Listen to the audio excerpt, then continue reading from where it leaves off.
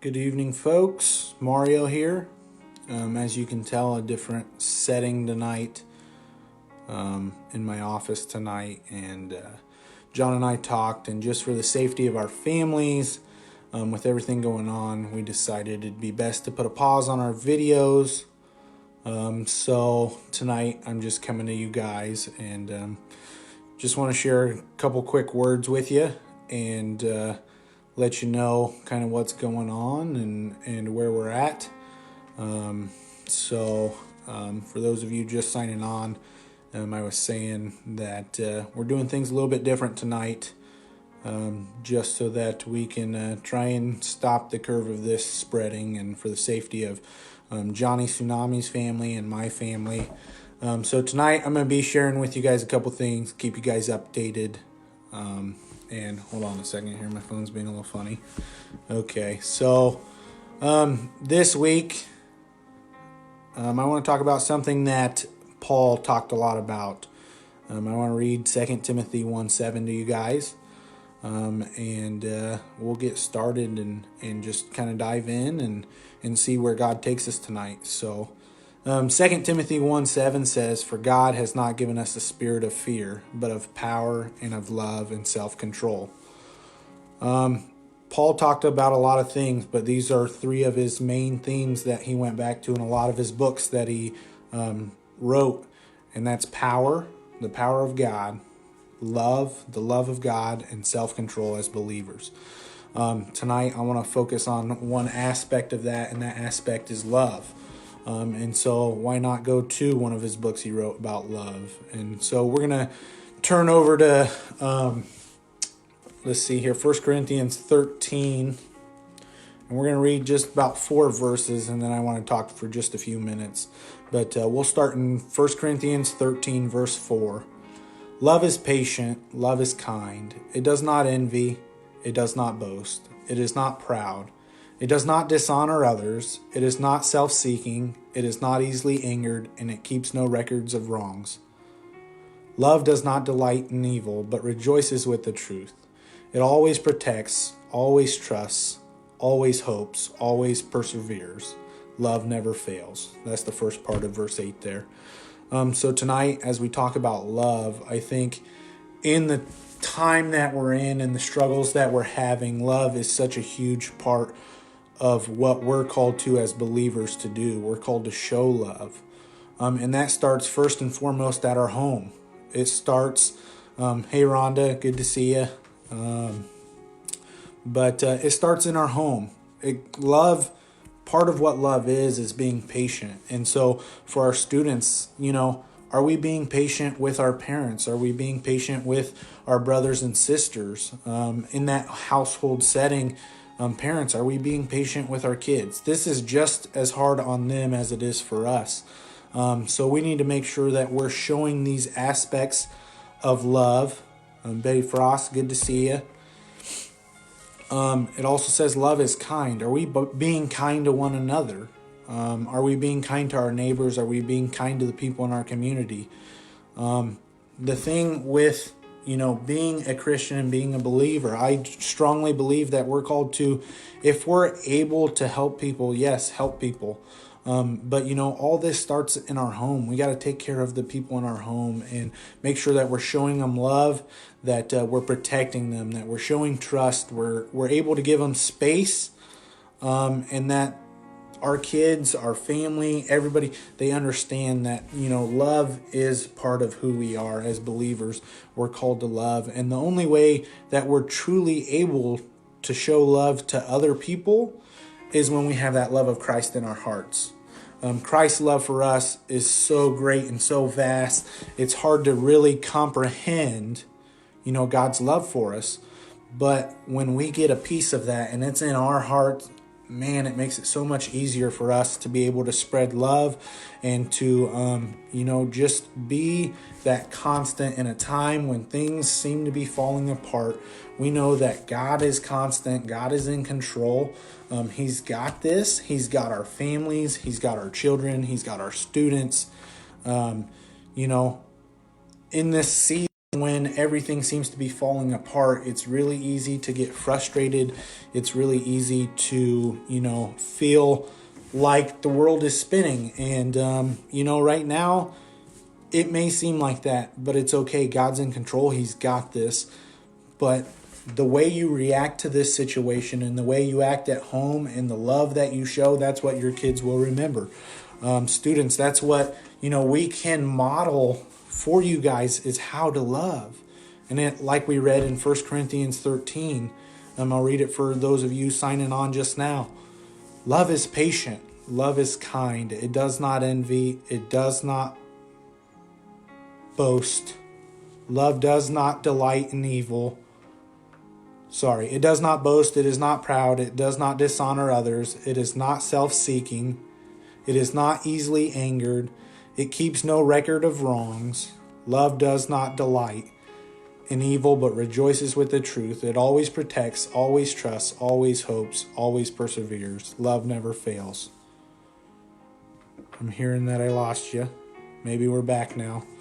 But the thing is, what people are going to remember is how we act. And if we show love and we care about people and really care about them, I think that just shows so much. We care about our kids and we teach them. Hey, Dunn girls, good to see you guys on here.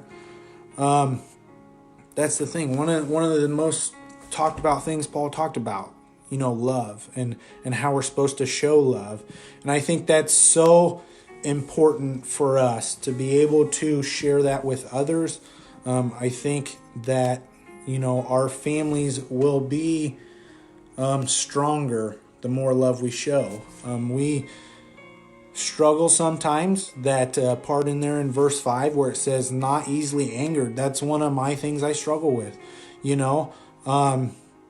and so, in this time, I think it's a great opportunity to have some self-reflection and see what are some areas in our lives God is wanting to chisel away and take some of those things and grow us.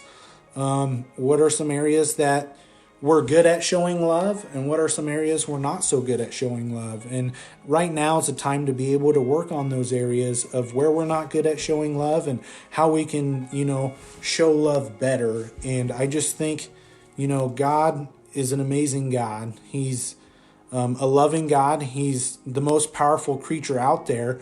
So why are we scared of this whole situation? If we're God's children, He promises to keep us safe, to protect us, to help us endure every situation that we go through. And so I think it's important that through this time we just kind of take a step back. Now we have the opportunity. We don't have an excuse. We're too busy. We're too whatever. We have some opportunities here to be able to take a step back and really evaluate where we're at with our walk, and let God grow us, let God really mold us. And at times that's painful when we allow that, but man, it's so joyful when we start to overcome things in our lives. God is just amazing. God has proven over and over again in my life and lives of people I know that He is in control. Nothing catches Him by surprise, and that He loves us. And even in situations where we feel that they're not right or they're unjust or how could He let this happen, there's a reason He's doing that, and He's growing us. And I thank God for that. And I'm so happy to be, able to minister to students right now. And it's a difficult time. I know there's a lot of students struggling with stuff out there. They might not have a perfect home life. They might not, have those loving parents, but there is somebody who loves them all the time, and that person is Christ. And I just wanted to share that with you guys and want you to know that, if you need anything, don't hesitate to reach out. As a church, we're trying to help as many people as we can. And if you just need somebody to pray for you or to talk with, don't hesitate to reach out to me. You can get on my Facebook page, message me, whatever you need.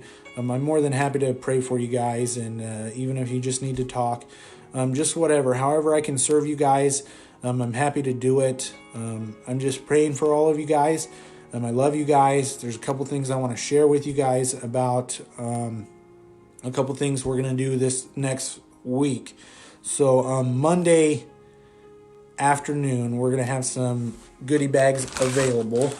And they got a couple things in them. We got some bags of popcorn for these kids staying home. We got cosmic brownies, because I can never keep enough cosmic brownies in my office, it seems like. We have Slim Jim sticks. These are the best. That used to be 50% of my diet, was the Slim Jim sticks. Reese's peanut butter cups, and then a Hershey's bar. Lots of candy, because that's what they need when they're not doing anything. But something we're going to start doing, and I only have one for you guys as an illustration today, but we're going to start having devotion, a little short devotional, just 3 questions on it.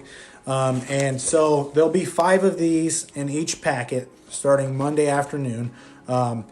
If you can't pick them up, that's not a problem. I have somebody who's volunteered to deliver them. So if you want them delivered, comment on this post or message me directly. We'll make sure you get your packets Monday, but we'll have 5 short devotionals in them. What we're wanting to do, we're wanting to encourage your students to keep plugging in to God's Word, to read and learn about them. And so with this, there'll be 5 of them. And what I want you guys to do is every time you get one completed, I want you to take a picture of it, comment it on this post, or send it to me via Facebook, or text it to me, whichever is easier. And what we're going to do this time is, for every one of these devotionals you fill out, you're going to be entered in for a raffle that we will do live this time. And we have a couple different options this time for our raffle. So the winner, so potentially your student, or if you're a student watching, you could be entered in this raffle up to 5 times this next week. But you have to send a picture of your completed devotional to me, or comment on this post, and we'll get those turned in. Casey's has once again donated a free any large pizza, so that we can give that away. Or we have a $10 McDonald's gift card that will also, you can pick which one you like. This is a shout out to Emily Bounds. She said she did not like pizza, so we decided to give another option. So you complete those, you get 5 opportunities to get put in this drawing. You also get a goodie bag filled with stuff: the popcorn, cosmic brownie, chocolate, Slim Jims. So if you would like one of these, they'll be available through underneath the carport. You can pick one up, or if you don't have a way to get here, I have somebody who's volunteered to deliver those. And so comment on this post or reach out to me. We'll make sure we get those to your students. It's just a way for them to plug in and be able to continue to seek after the Lord in these times.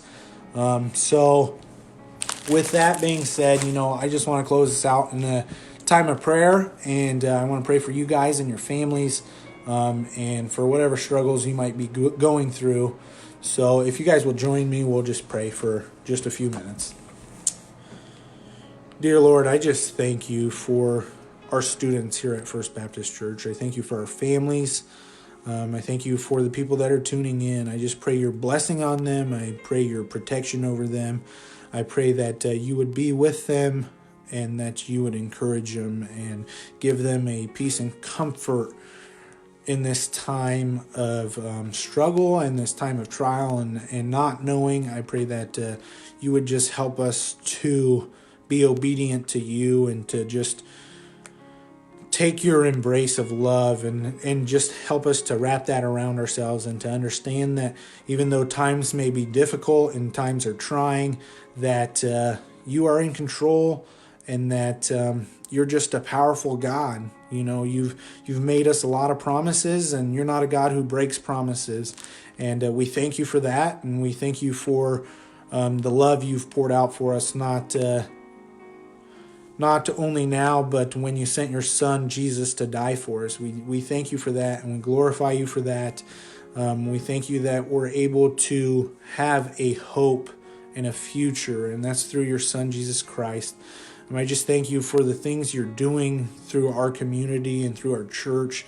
I pray that you would be magnified and glorified through this time, that maybe this is a time you want to bring the church out of its slumber and to awaken us as believers to share your word and to become bold in our proclamation of your word.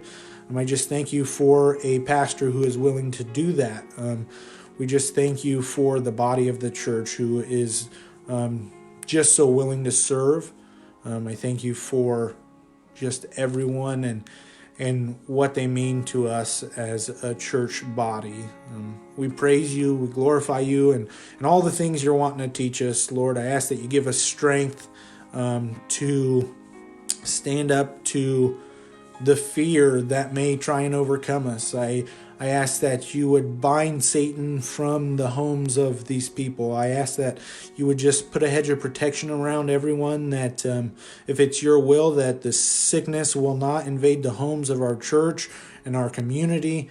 I pray that you would just bless us for trying to do your work. I thank you for everything you do, and it's in your Son's name I pray. Amen. All right, church family, we miss you guys. We're praying for you. Jonathan Ricky asked if I had any jokes. I don't have any jokes. I'm the more serious one of us two, John. So you're the guy with the lame jokes, but I am just the serious one. So love you, church family. Praying for you guys. If you have anything that you guys need, like I said, don't hesitate to reach out.